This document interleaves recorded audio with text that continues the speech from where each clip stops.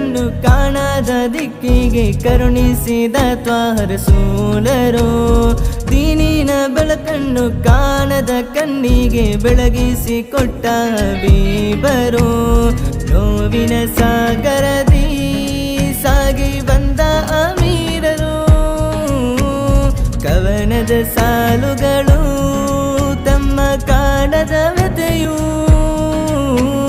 ಮಂದರ ಮದೀನದಿ ಮಲಗಿಹ ಮನಸ್ಸನ್ನು ಕನಸಿನ ಗೂಡಿಗೆ ಕರೆತರಲು ಬಯಸುವೆನ. ಕಾಯುತ್ತಿದೆ ಮಿಡಿಯುತ್ತಿದೆ ಹಬೀಬರ ರೌಲಾ. ರಾಜರ